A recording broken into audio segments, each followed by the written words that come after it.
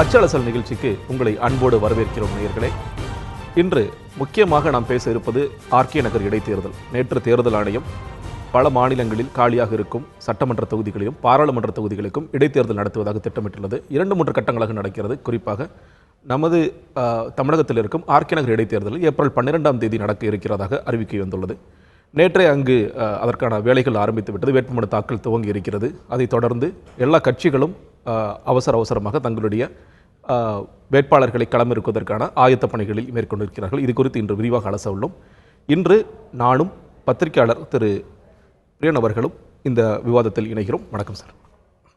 முதல்ல நம்ம பேசுகிற மாதிரி ஆர்கே நகர் இடைத்தேர்தல், ஜெயலலிதா அவருடைய மரணத்திற்கு பிறகு இந்த இடைத்தேர்தல் வருகிறது. இப்போ கடந்த ஒரு 10 வருடங்களாக இது அதிமுகவின் கோட்டை அப்படின்னு சொல்லப்பட்ட ஒரு தேர்தல். போன தடவை வந்து இடைத்தேர்தல் நடக்கும்பொழுது திமுக பிரதான எதிர்க்கட்சியான திமுக கூட தன்னுடைய வேட்பாளர் கூட களமிறக்கல, கம்யூனிஸ்ட் கூட தான் களமிறக்கியிருந்தாங்க.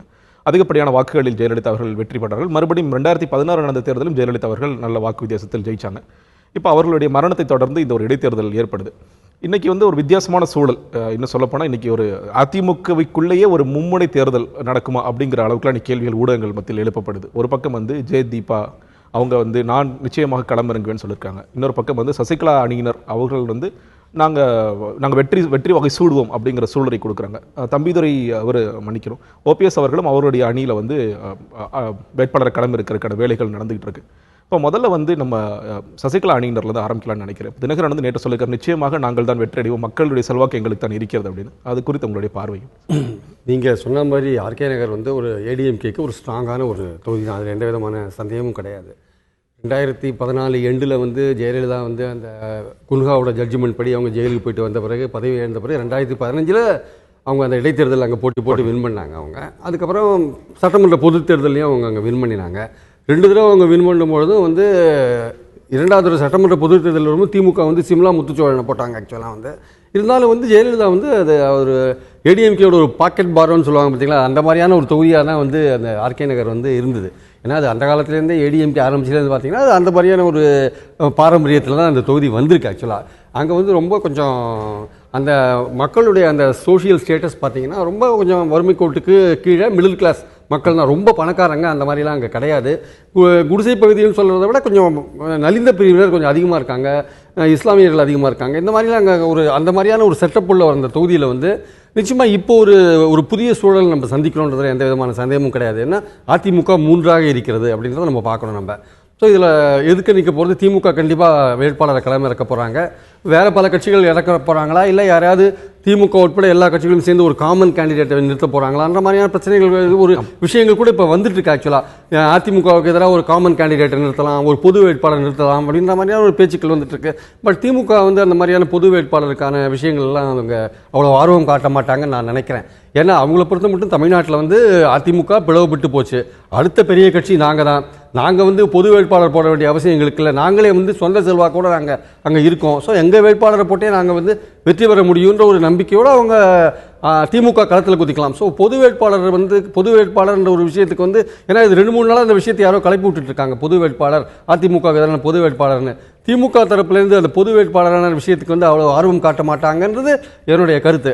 நீ coming to back to ADMK அந்த 3 இருக்கிறத பார்த்தீங்கன்னா வந்து ஆக்சுவலாக பார்த்தீங்கன்னா இதில் நான் என்ன ஃபீல் பண்ணுறேன்னா, நிச்சயமாக வந்து ஒரு அதிமுக தொண்டருக்கு வந்து ஒரு குழப்பமான ஒரு சூழல் தான். அது எந்த விதமான சந்தேகம் இல்லை. தீபாவை வந்து ஆரம்ப காலத்துலேருந்து ஒரு 2-3 மாதமாகவே அவங்க வீட்டுக்கு வர கும்பல்களில் பார்த்தீங்கன்னா ஆர்கே நகரோட ஆட்கள் கொஞ்சம் அதிகமாகவே இருந்தாங்க. அவங்களும் தொடர்ந்து ஆர்கே நகரில் போட்டி போடுவேன்னு சொல்லியிருந்தாங்க. ஆர்கே நகர்லேருந்து வர அந்த அதிமுக தொண்டர்கள் எண்ணிக்கை கொஞ்சம் கணிசமான அளவு அங்கே இருந்தது ஆக்சுவலாக. ஸோ அதனால தான் தீபா திருப்பி ஆர்கே நகரில் போட்டி போடுவேன்னு சொன்னதுக்கு காரணமே அந்த ஆர்கே நகர் தொண்டர்கள் அவங்களை அதிகமாக பார்க்க வரது தான். ஸோ இந்த தொகுதி வந்து இந்த 3 குரூப்புக்கும் ஏன் இம்பார்ட்டன்ஸ்னா, யார் உண்மையான அதிமுக அப்படின்னு நிரூபிக்க வேண்டிய கட்டாயம் அந்த 3 குரூப்புக்கு இருக்குது. ஸோ இதில் வந்து பன்னீர்செல்வம் தரப்புக்கு வந்து முக்கியமான ஆட்கள், ஆர்கே நகரில் இருக்கிற முக்கியமான ஆட்கள் அவர் பகுதியில் இருக்காங்க. உதாரணமாக பார்த்தீங்கன்னா மதுசூதனன் இருக்காரு, அங்கே கட்சியை வளர்த்தவர் அவர். நீங்கள் அதே சமயம் இந்த சைடு பார்த்தீங்கன்னா தினகரன் தரப்பு அதிமுகவுக்கு, தினகரன் அல்லது சசிகலா தரப்பு அதிமுகவுக்கு ஒரு பலம் இருக்குது. என்ன பலம்னா, அதிகாரம் கையில் இருக்குது அப்படின்ற ஒரு பலம் அவங்களுக்கு இருக்குது.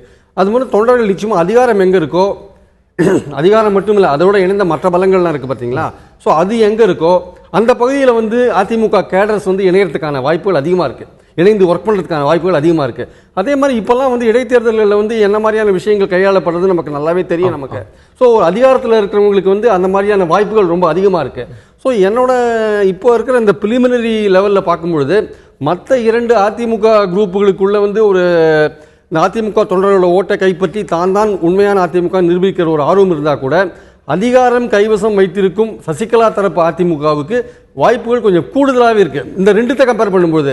பட் அது வந்து திமுகவோட போட்டி வின் பண்ண முடியுமா அப்படின்றத தேர்தல் சூழலில் தான் நம்ம பார்த்து சொல்ல முடியும் தவிர இப்போ கொஞ்சம் அது டூ ஏர்லியாக இருக்கும்னு நினைக்கிறேன். நிச்சயமாக சார். இப்போ நீங்கள் அப்படி ஒரு பார்வை முன்வைக்கும் போது இதுக்கு நிச்சயமாக அதிமுக அந்த மும்முனை போட்டி அப்படின்னு ஆகும்பொழுது இது திமுகவிற்கு சாதகமாக அறியுமா? ஏன்னா அடுத்த பிரதான கட்சியான இப்போ திமுக தான். இப்போ நீங்கள் மற்ற கட்சிகள் மக்கள் நல கூட்டணியோ இல்லை தேமுதிகவோ பாமகவோ வந்து தேர்தலில் போட்டிடுவாங்கன்னு தெரியும். பாமக வந்து எல்லா இடைத்தேர்தலையும் தொடர்ந்து புறக்கணிச்சிட்டு வராங்க. இதையும் அதே மாதிரி பார்ப்பார்களா அப்படிங்கிற ஒரு கேள்வி இருக்கு. இல்லை இது வந்து ஒரு வேறு மாதிரியான சூழ்நிலை ஒரு வெற்றிடத்திற்கான ஏற்பட்டிருக்கு. அப்போ நம்ம இந்த இடைத்தேர்தலில் போட்டியிட்டு நம்ம ஒரு கணிசமான வாக்குகளை வாங்கணும் அப்படிங்கிற பார்ப்பாங்களா? மக்கள் நல கூட்டணி மறுபடியும் வருவாங்களா? இப்போ வைகோ தனியாக இருக்காரு, அவர் வருவார். இந்த மாதிரி பல்வேறு கேள்விகள். இதை தாண்டி இன்னைக்கு இளைஞர்கள் நிறைய பேர் இந்த அரசியல் கட்சிகளை துவக்கி இருக்கிறாங்க. ஜல்லிக்கட்டு போராட்டத்திற்கு பிறகு நாங்க ஒரு கணிசமா மக்கள்கிட்ட போய் சேருவதற்கான சரியான வாய்ப்பு இது அப்படின்னு நேற்று சமூக ஊடகங்கள்ல அவங்களும் பேச ஆரம்பிக்கிறாங்க. இல்லை அதுக்கு என்ன, இப்போ இந்த 2 திமுக 2 திராவிட கட்சிகளுக்கு எதிராக ஒரு இளைஞர்கள் வந்து ஒரு விருப்புட்டு இருக்காங்க. அவங்க வந்து ஒரு புதிய அமைப்போ அல்லது ஒரு புதிய அரசியல் சூழல் தமிழ்நாட்டில் வரணும்னு அவங்க நினைக்கிறாங்கன்ற மாதிரியான சமூக வலைத்தளங்களை நம்ம தொடர்ந்து பார்த்துட்டு இருக்கோம். பட் அதற்கான ஒரு அடிப்படை கட்டமைப்பு அவங்களுக்கு இல்லாத இருக்கு. இப்போ ஆப் வந்து டெல்லியில் ரைஸ் ஆட்சின்னு வச்சுக்கோங்களேன், அதோட பின்புலம் வந்து ஒரு கிட்டத்தட்ட ஒரு 8 வருட காலம் வந்து அவங்க வந்து ஊழல் எதிர்த்து போராடி அந்த பின்புலத்தில் அவங்க வரும்பொழுது அது அவங்களுக்கு இயல்பாகவே ஒரு ப்ரமோஷனாக வந்தது அது பாலிடிக்ஸ். இங்கே வந்து அந்த மாதிரியான அமைப்புகள் இன்னும் இளைஞர்கள் மத்தியில் உருவாகலை. ஒரு ஸ்கேட்டர்டாக தான் இருக்காங்க. பட் எல்லாருக்கும் ஒரு ஃபீலிங்ஸ் இருக்கலாம்.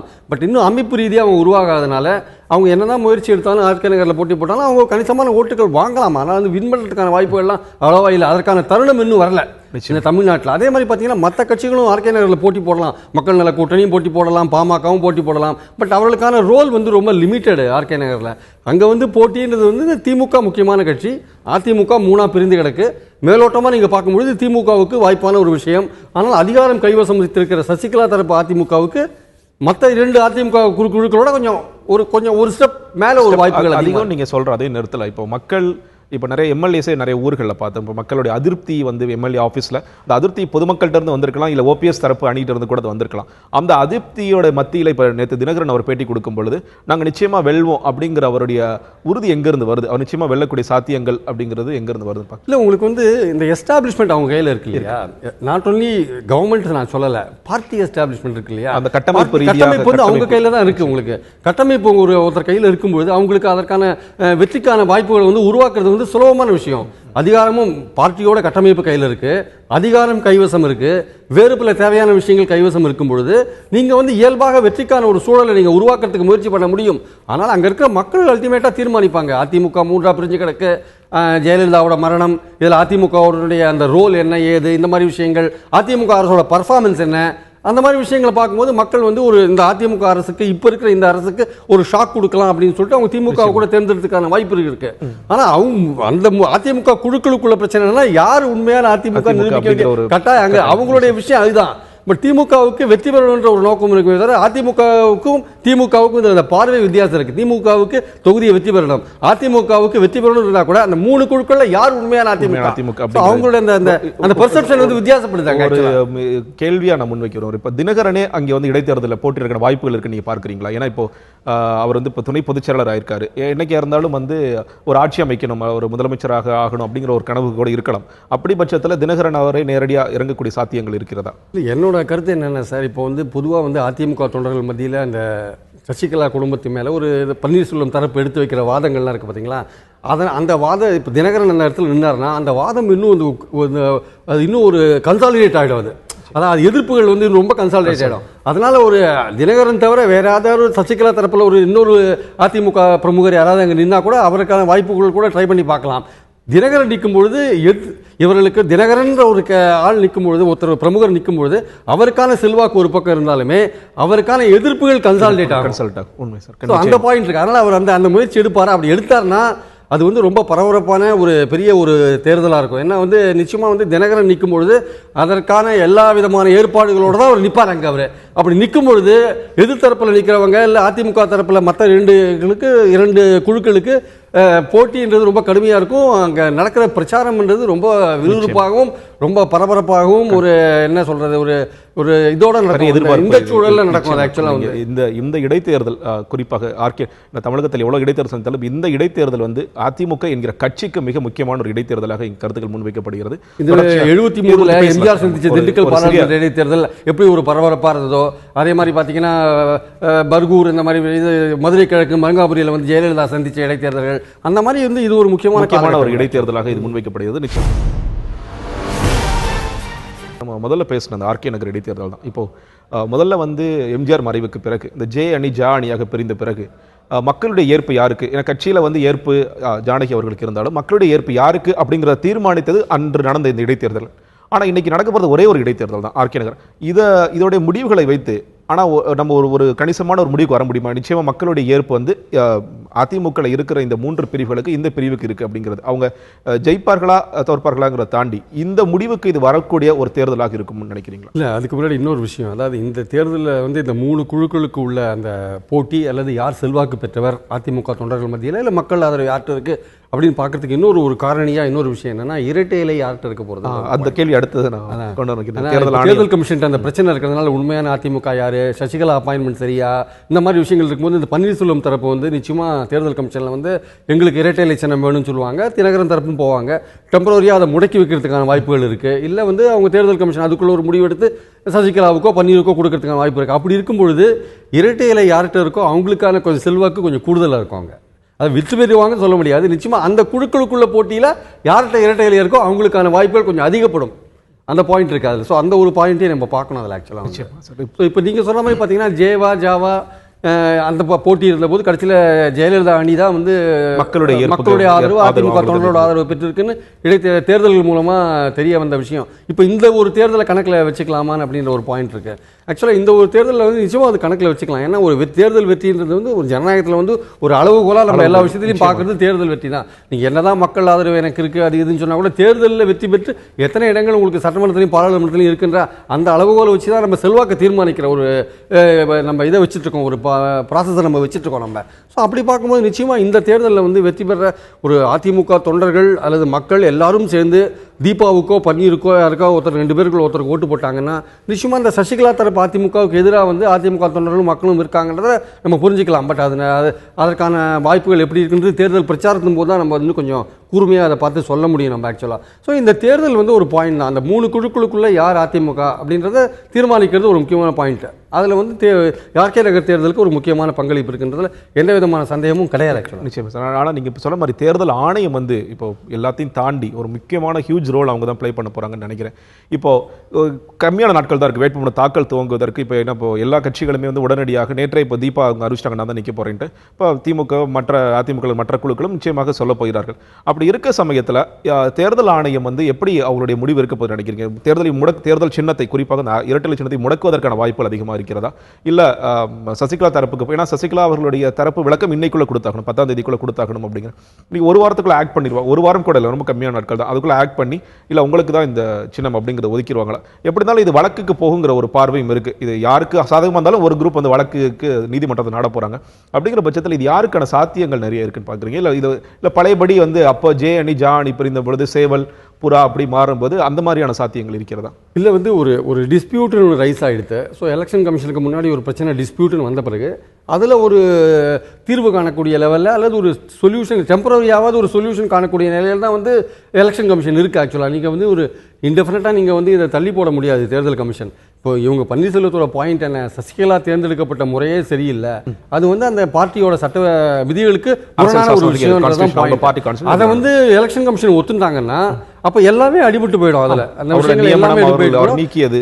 அதுக்கு முன்னாடி என்ன நிலைமை இருந்தோ அந்த நிலைமை தான் ஸ்டேட்டஸ்கோ ஆன்டின்னு வாங்க பாருங்க, அந்த ஸ்டேட்டஸ்கோ ஆன்டி தான் கண்டினியூ ஆகும். ஸோ அப்படி இருக்கும்பொழுது அப்போ பிரச்சனை இயல்பாகவே வந்து பார்த்தீங்கன்னா இதை உங்களுடைய நீங்கள் தேர்ந்தெடுக்கப்பட்ட முறை சரியில்லை, உங்களுக்குள்ள இருக்கிற பிரச்சனையை இன்னும் தீர்க்கறதுக்கான எங்களுக்கு அவகாசம் தேவை, அது வரையும் இந்த சின்னத்தை நாங்கள் முடக்கி வைக்கிறோம் அப்படின்ற ஒரு முடிவை வந்து தேர்தல் கமிஷன் எடுத்தாங்கன்னா அது வந்து ஒரு மேஜர் முடிவு.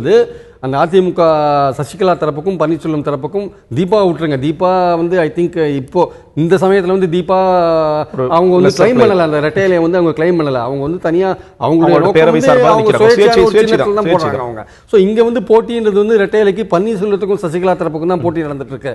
ஸோ இந்த மாதிரியான முடிவு தேர்தல் கமிஷன் வந்து இப்போ ஒரு there is a dispute, still a final decision is taken, நாங்கள் வந்து இதை ஃப்ரீஸ் பண்ணுறோம் ஏன்னா வந்து விதிகளுக்கு முரணாக சசிகலா தேர்ந்தெடுக்கப்பட்டிருக்கிறார் அப்படின்றத ஒரு பிரைமா ஃபேஸி நாங்கள் உணர்றோம் அப்படின்னு எலெக்ஷன் கமிஷன் சொல்லி முடக்கி வச்சுட்டாங்க வச்சுக்கோங்க. அது வந்து சசிகலா தரப்புக்கு வந்து ஒரு பெரிய செட்பேக், அது பின்னடைவார் பெரிய செட்பேக்கு.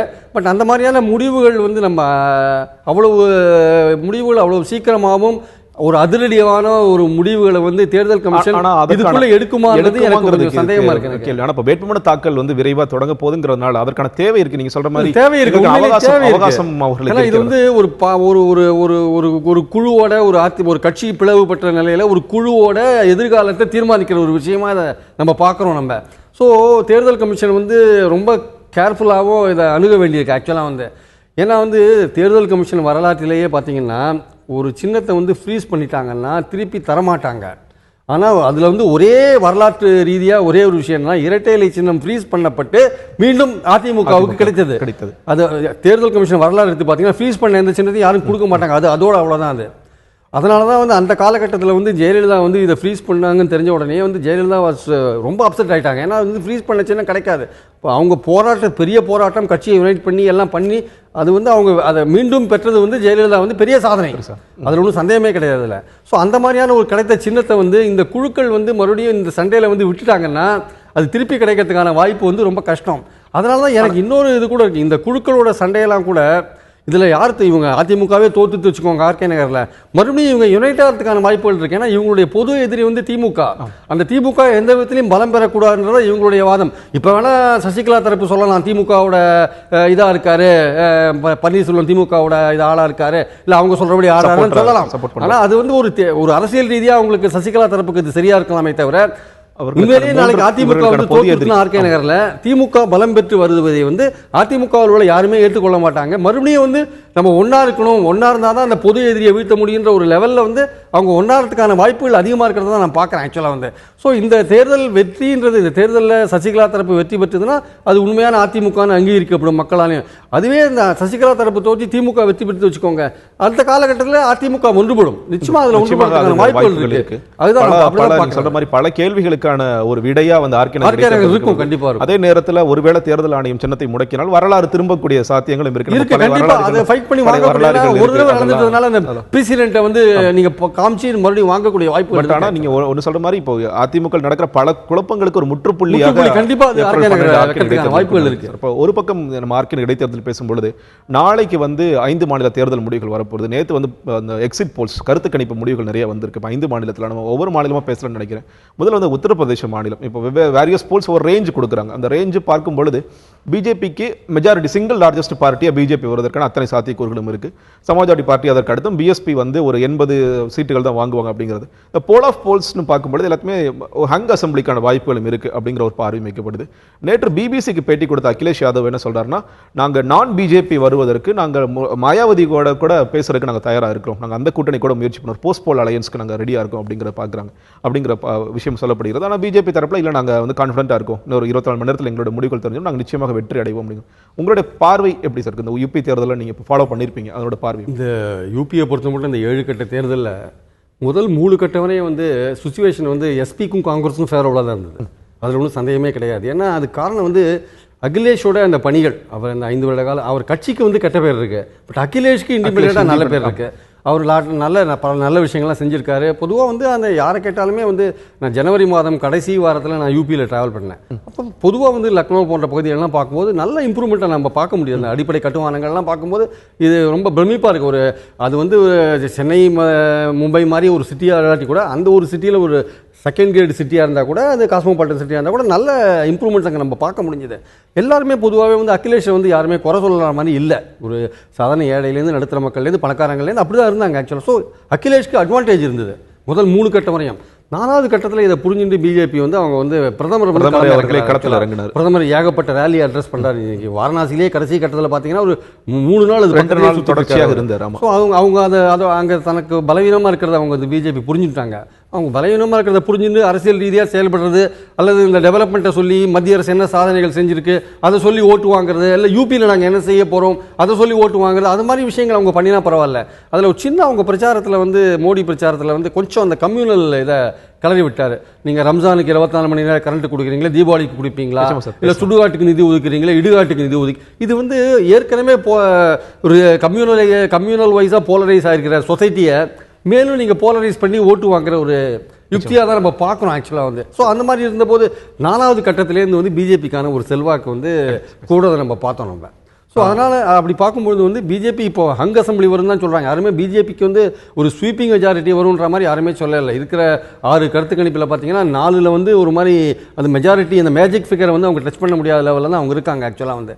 ஸோ அதனால் வந்து நிச்சயமாக வந்து பார்த்தீங்கன்னா ஒரு ஹங் அசம்பிளி வரதுக்கான வாய்ப்புகள் அதிகமாக இருக்குன்னு தான் நான் நினைக்கிறேன் ஆக்சுவலாக வந்து. அதான் நிச்சயமாக தொடர்ச்சியாக நம்ம மற்ற 4 மாநிலங்கள் குறித்தும் பேச வேண்டும். இந்த கருத்து கணிப்புகள் நேற்று வந்து 4 ஏஜென்சி கொடுத்துருக்காங்க. ஒரு ரேஞ்ச் வந்திருக்கு. ஒரு ஓட் பர்சன்டேஜ் ஒரு 1% 20% ஸ்விங் ஆனாலும் எப்படி ஓட்ஸ் எல்லாம் மாறும் அப்படிங்கிறத நம்ம கடந்த காலத்தில் பார்த்துருக்கோம். இது குறித்து தொடர்ச்சியாக பேசுவோம். நம்ம முதல்ல பேசிகிட்டு இருந்ததா உத்தரப்பிரதேச தேர்தல் பற்றி நம்ம பேசணும். அதில் நீங்கள் சொன்ன மாதிரி ஒரு தொங்கு சட்டமன்றம் வருவதற்கான வாய்ப்புகள் இருக்குது. இப்போ நேற்று பிபிசிக்கு முன்னாடி சொன்ன மாதிரி சமாஜ்வாதியோட அகிலேஷ் யாதவ் சொல்லியிருக்காரு, நாங்கள் தேவைப்பட்டால் மாயாவதியோட கூட்டணி வைப்போம். இப்போ பீகாரில் நம்ம பார்த்தோம். இப்போ அவங்க வந்து பிஜேபி ஆட்சி அமைக்கக்கூடாது என்பதற்காக நிதிஷ்குமாரும் எதிரிகளாக நினைத்தப்பட்ட நிதிஷ்குமாரும் லாலு பிரசாத் யாதவும் ஒன்றா சேர்ந்தாங்க. அதுக்கு இன்னொரு சுவாரஸ்யமான விஷயம், கருத்து கணிப்புகள் வந்து 2 பேருக்கும் ஈக்குவல் சொன்னிச்சு. பிஜேபியும் இவர்களும் எக்ஸிட் போல்ஸில் வந்து 2 பேரும் ஒரே சமமான வாக்குகள் வாங்குவாங்கன்ட்டு. ஆனால் ரிசல்ட்ஸ் பார்க்கும்பொழுது இவங்க ஹியூஜ் விக்டரி, இந்த மகா கூட்டணிங்கிறது ஒரு ஹியூஜ் விக்டரி ஏற்பட்டுச்சு. அதே மாதிரி இப்போ டெல்லியில் வந்து நம்ம ஆம் ஆத்மியோடைய கருத்து கணிப்புகள் பார்க்கும்பொழுது ஒரு 30 இடங்கள் 35 இடங்கள் வருவாங்க. ஆனால் ரிசல்ட் வரும்போது 67 இடங்கள் அவங்க வெற்றி இருந்தாங்க, ஒரு எதிர்பார்க்காத வெற்றி. அதே மாதிரி மத்தியில் பிஜேபி வந்து அவங்க ஒரு ஸ்வீப், எல்லாரும் நினைச்சது ஓரளவுக்கு கணிசமான வெற்றி அடைவாங்க, ஒரு மேஜர் பார்ட்டியாக வருவாங்கன்னு பார்க்கும்போது ஒரு பயங்கரமான ஸ்வீப். அப்போ இது முதல்ல இந்த கருத்து கணிப்புகள் அப்படிங்கிறது எந்த அளவுக்கு நம்ம நம்பக்கூடிய ஒரு, ஆனால் அந்த ஓட் ஸ்விங் வந்து பார்த்தீங்கன்னா 1% 2% ஸ்விங் ஆகும்போதே ஒரு ஹியூஜ் டிஃபரன்ஸ் வரும் நமக்கு. இப்போ திமுக அதிமுக பார்த்துருக்கோம், ஒரு 1% இன்னைக்கு ஆட்சி அமைச்சிருக்காரு, ரொம்ப கணிசமான வித்தியாசம் தான் இருக்கு. ஆனால் வந்து ஒரு ஆளுங்கட்சியாகவும் ஒரு எதிர்கட்சியாகவும் நம்மளுடைய தேர்தல் முறைகள் அப்படி இருக்கு. அப்படி பார்க்கும் இந்த கருத்து கணிப்புகளை பொதுவாக நீங்கள் எப்படி பார்க்குறீங்க அப்படிங்கிறது? பொதுவாக பார்த்தீங்கன்னா ஒப்பீனியன் போலுக்கும் எக்ஸிட் போலுக்கும் தெர் இஸ் டிஃபரன்ஸ். எஸ் இருக்கு. ஒப்பீனியன் போல் எக்ஸிட் போல் வந்து தேர்தல் அன்னைக்கு ஓட்டு போட்டுட்டு வெளியில் வர ஆட்களை கேட்குறாங்க. ஒப்பீனியன் போல்றது முன்னாடியே பல்வேறு கட்டங்களாக அந்த மக்களுடைய மூடை தெரிவிக்கிற ஒரு தேர்தலை நம்ம பார்க்குறோம். பட் இப்போ காலப்போக்கில் என்ன ஆகுதுன்னா ஒப்பீனியன் போலுக்கான அந்த நம்பிக்கைத்தன்மை வந்து போயிட்டே இருக்குது. ஒவ்வொருத்தர் நடத்துகிற நிறுவனங்கள் நடத்துகிற சில ஒப்பீனியன் போல்ஸை பார்க்கும்போது மக்களுக்கு வந்து இவங்க இப்படி தான் சொல்லுவாங்க, அவங்க அப்படி தான் சொல்லுவாங்கன்ற மாதிரியால ஒரு பிராண்டடாக அது அவங்க பார்க்க ஆரம்பிச்சிட்டாங்க. ஸோ இந்த எக்ஸிட் போலுக்கு இன்னும் கொஞ்சம் ஒரு நம்பிக்கை மக்கள்கிட்ட இருக்குது. எக்ஸிட் போலை பொறுத்த மட்டும் எக்ஸிட் போல் வந்து அடிப்படையான விஷயம் என்னென்னா, நீங்கள் ஓட்டு போட்டுட்டு வெளியில் வர ஒருத்தன்ட்டு நீங்கள் ஒரு கருத்து கேட்குறீங்க. ஆக்சுவலாக வந்து நீங்கள் எந்த இடத்துல கருத்து கேட்குறீங்க, நீங்கள் அவங்க வீட்டுக்கு போய் அந்த கருத்தை கேட்குறீங்களா, இல்லை வாக்குச்சாவடிக்கு வெளியிலேயே கேட்குறீங்களான்ற பாயிண்ட்லாம் அதில் இருக்குது. நீங்கள் அவங்க வீட்டுக்கு போய் நீங்கள் தனியாக கேட்டிங்கன்னா உண்மையை சொல்கிறதுக்கான வாய்ப்புகள் இருக்குது. வாக்குச்சாவடிக்கு 200 அடி தள்ளி நீங்கள் கேட்டிங்கன்னா சுற்றி கட்சிக்காரங்க இருக்கும்போது அவன் உண்மையை சொல்கிறதுக்கான வாய்ப்புகள் குறைவாக இருக்குது. ஸோ எப்படிப்பட்ட ஒரு நடைமுறையை அவங்க வந்து பின்பற்றுறாங்க எக்ஸிட் போலில் அப்படின்றத பார்க்கணும். அதை வச்சு தான் வந்து நம்பிக்கைத்தன்மை அந்த உருவாகும் ஆக்சுவலாக. ஸோ ஆனால் இப்போ இருக்கிற இந்த எக்ஸிட் போல்ஸ்லாம் பார்த்தீங்கன்னா வந்து இப்போ நீங்கள் பல மாநிலங்களில் வந்து எக்ஸிட் போல்ஸ் ஃபெயில் ஆனதையும் சொன்னீங்க, சக்ஸஸ் ஆனது. இப்போ வெஸ்ட் பெங்காலில் அசாம்லலாம் சக்ஸஸ் அது ஆக்சுவலாக வந்து. அதுக்கு முன்னாடி பார்த்தீங்கன்னா வந்து பாராளுமன்ற பொது தேர்தலில் வந்து ஒரு நிறுவனம் நடத்தினது வந்து கிட்டத்தட்ட கரெக்டாக வந்தது. சாணக்கியான்னு ஒரு நிறுவனம் வந்து 340 வரையும் கொடுத்தாங்க, ஒரு 334 வந்தாங்க என்டிஏலேருந்து. ஸோ அது ஓரளவுக்கு கரெக்டாக போச்சு. இன்னொரு முக்கியமான விஷயம், தமிழ்நாட்டை பொறுத்த மட்டும் எக்ஸிட் போல்ஸ் ஃபெயில் ஆக்சுவலாக. சார் ஜெயலலிதா வந்து தோல்வி அடைவாங்கன்னு 2-3 எக்ஸிட் போல் சொன்னாங்க. பட் ஜெயலலிதா வந்து வின் பண்ணாங்க. அது கிட்டத்தட்ட எக்ஸிட் போலில் சொன்னதுக்கு அப்படி தலைகீழாக வந்தது நிலைமை. அதிமுக எவ்வளோ வரும்னு சொன்னாலும் திமுக கூட்டணி வந்தது, திமுக எவ்வளோ வரும்னு சொன்னாலும் அது அதிமுக வந்தது நம்ம பார்த்தோம் நம்ம. ஸோ இந்த எக்ஸிட் போல்ஸ் வந்து சில இடங்களில் வந்து பொய்த்து போகிறதும் சில இடங்களில் வந்து சக்ஸஸ் ஆகிறதும் தான் நம்ம கடந்த காலங்களில் நம்ம பார்த்துட்டு வர ஒரு விஷயமா இருக்குது. ஸோ அந்த அடிப்படையில் தான் நம்ம இந்த விஷயத்தையும் நம்ம பார்க்க வேண்டியதாக இருக்குது. ஸோ இப்போ வந்திருக்கிறது வந்து ஒரு பீப்புளோட மூட சொல்கிற மாதிரியான ஒரு விஷயம் தானா, இதில் ஏதாவது ஒரு அடிப்படையான மாற்றங்கள் வருமா அப்படின்னு. இப்போ எல்லாருமே ஒரு சேஃபாக வந்து ஒரு 5% இப்படி நீங்கள் வச்சுக்கலாம், இந்த பாயிண்ட் ஆஃப் எரர் வந்து plus or -5% this side or that side அப்படி வச்சுடுறாங்க. ஸோ நீங்கள் வந்து ஒரு ஹங் அசம்பிளி மாதிரி ஒன்று கொடுத்தீங்கன்னா, இப்போ யூபியே எடுத்துக்கலாமே, 202 இடங்கள் நீங்கள் பெறணும்னு வச்சுக்கோங்க, 203 இடங்கள் நீங்கள் பெற வேண்டியிருக்குன்னா இவங்க ஒரு 6 கருத்து கணிப்பில் வந்து ஒரு 3 கருத்து கணிப்பில் வந்து நீங்கள் ஒரு 180 160 பிஜேபி கொடுத்துருக்காங்க. ஸோ அதில் 5% அப்படி போட்டிங்கன்னா அது மெஜாரிட்டி பயங்கர 5% எங்கேயோ போயிடும். ஸோ அதனால அவங்க வந்து அந்த அந்த அந்த அந்த அந்த எரருக்கான அந்த இந்த இது வந்து 5% கொடுக்கும்பொழுது ஸோ அவங்க வந்து ஒரு தப்பிச்சுக்கிறாங்க. நடத்த நாங்கள் ஏற்கனவே சொல்லிட்டோமே ப்ளஸ் ஆர் மைனஸ் 5% அப்படின்றது பாயிண்ட் இருக்கு. ஸோ எனக்கு இன்னும் மொத்தத்தில் வந்து இது ஒரு ஐடியா கொடுக்குற ஒரு விஷயமா இருக்குது. இதற்கு நேரடியான இப்போ பஞ்சாப்லாம் எடுத்துட்டிங்கன்னா வந்து இவங்க சொல்கிற கருத்து கணிப்பு பார்த்தீங்கன்னா ஆம் ஆத்மி வந்து ஸ்வீப் பண்ணுன்றதான் வந்து பொதுவாக சொல்லப்படுற ஒரு விஷயம், இத்தனை காலமாக சொல்லப்படுற விஷயம். நான் 2-3 மாதமாக அதான் சொல்லிட்டு இருக்காங்க. அங்கே வந்து திடீர்னு பார்த்தீங்கன்னா வந்து காங்கிரஸ் வரும்ன்ற மாதிரி ஒரு 3-4 கருத்து கணிப்புகள் சொல்கிறாங்க. அங்கே வந்து எஸ்ஏடி பிஜேபி அலையன்ஸுக்கான வாய்ப்பு சுத்தமாக இல்லை. ஆனால் அதுலேயே பார்த்தீங்கன்னா எல்லாருமே வந்து 6 கருத்து கணிப்புகளில் வந்து 5 கருத்து கணிப்பு வந்து எஸ்ஏடி பிஜேபிக்கு வந்து 10க்கு கீழே தான் குடங்கள் கொடுத்துருக்காங்க. ஒரு கருத்து கணிப்பில் மட்டும் 22 இடங்கள் கொடுத்துருக்காங்க. அது வந்து நம்ம இந்த அரசியல் அந்த பஞ்சாப் அரசியலை வாட்ச் பண்ணுறவங்களுக்கு வந்து அது திடீர்னு அதிசயமாக இருக்கும். நிச்சயமாக எஸ்ஏடி பிஜேபி 22 இடம் வரதுக்கான வாய்ப்புகளே கிடையாதுன்றது உறுதியாக எல்லாருமே சொல்கிறாங்க. ஆக்சுவலாக வந்து அந்த ஒரு பர்டிகுலர் கருத்து கணிப்பு ஏன் அப்படி கொடுத்தான்னு தெரியல நமக்கு. ஸோ இந்த மாதிரியான சில கிளாரிங் இதெல்லாம் பார்க்கும்பொழுது நமக்கு இந்த கருத்து கணிப்பு டோட்டலாகவே அதை எடுத்துக்கலாமா வேண்டாமான்ற ஒரு எண்ணம் வருது ஆக்சுவலாக. இருந்தாலும் வந்து இது வந்து இந்த 2 நாட்கள் மக்களுக்கு பேசுறதுக்கு அல்லது இதை பற்றி அனலைஸ் பண்ணுறதுக்கான ஒரு வாய்ப்புகளை கொடுக்கிறது அப்படின்றத நம்ம பார்க்குறோம். நம்ம கண்டிப்பாக ஸோ நாளைக்கு 11 மணிக்கு எல்லாம் தெரிஞ்சு போயிடும். நிச்சயமாக தெரிஞ்சு.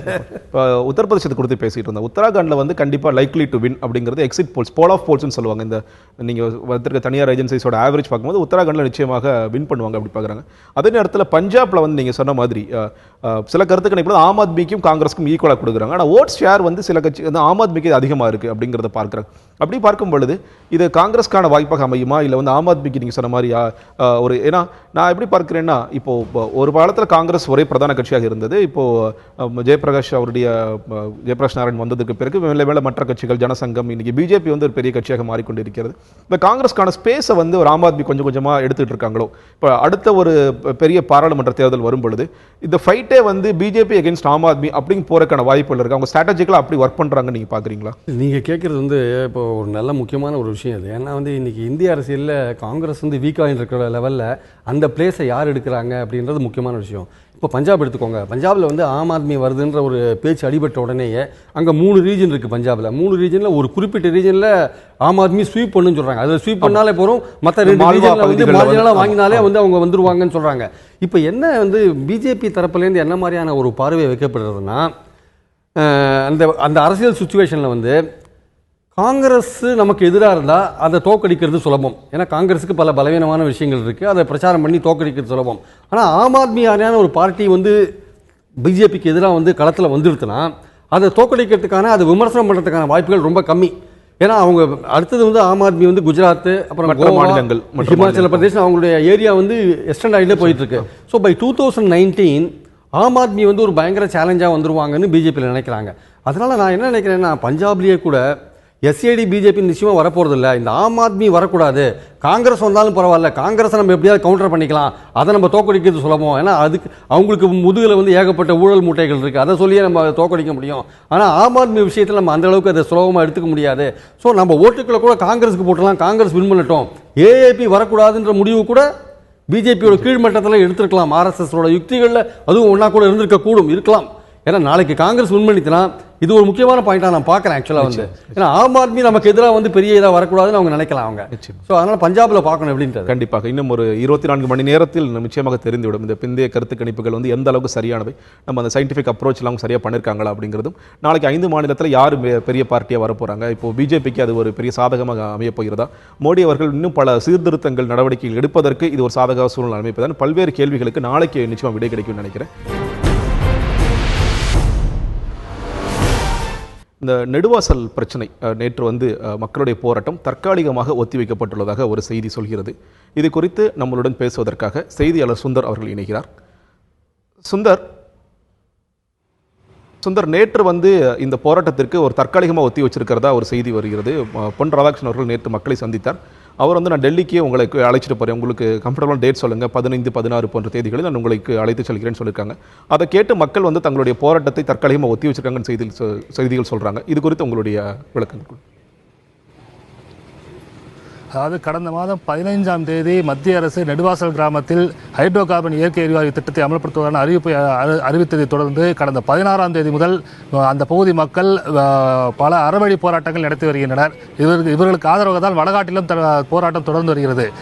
அதாவது நேற்று 22வது நாளாக அவர்களுடைய போராட்டம் தொடர்ந்து வந்த நிலையில் நேற்று மாலை மத்திய இணையமைச்சர் பொன் ராதாகிருஷ்ணன் அவர்கள் போராட்டக்காரர்களுடன், அதாவது போராட்ட களத்திற்கு நேரில் வந்து அவர்களுடன் வந்து ஒரு பேச்சுவார்த்தை நடத்தினார். அந்த பேச்சுவார்த்தையில் மத்திய அரசு மக்கள் எதிர்க்கும் திட்டத்தை ஒருபோதும் திணிக்காது என்ற கருத்தையும் வலியுறுத்திய பின்னர் பெட்ரோலியத்துறை அமைச்சர் தர்மேந்திர பிரதானை போராட்ட குழுவினர் சந்திப்பதற்கு 15 அல்லது 16ஆம் தேதி ஒரு டேட் வாங்கி தருவதாகவும், அங்கு அமைச்சரிடம் பேச்சுவார்த்தை நடத்தி, அதாவது திட்டம் ஏற்புடையதாக இருந்தால், அதாவது உங்களுக்கு ஏற்புடையதாக இருந்தால் திட்டத்தை பற்றி தொடரலாம் என்றும், இல்லை என்றால் அந்த அடுத்த கட்ட நடவடிக்கை குறித்து பேச்சுவார்த்தை நடத்தி தீர்த்துக் கொள்ளலாம் என்றும், அதுவரை இந்த போராட்டத்தை தற்காலிகமாக கைவிடுமாறு தெரிவித்தார்.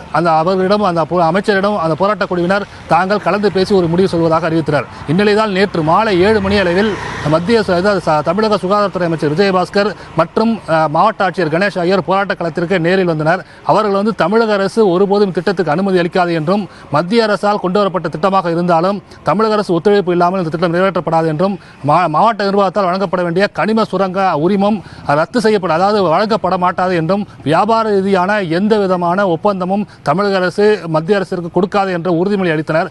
இந்த அதாவது மத்திய அமைச்சர் மற்றும் தமிழக சுகாதாரத்துறை அமைச்சர் விஜயபாஸ்கர் உறுதிமொழியை ஏற்று போராட்ட குழுவினர் நெடுவாசலில் தற்காலிகமாக தங்களுடைய போராட்டத்தை நேற்று முதல் வாபஸ் பெற்றுள்ளனர். ஆனால் வடகாட்டில் இந்த போராட்டமானது 6வது நாளாக தொடர்ந்து வருகிறது.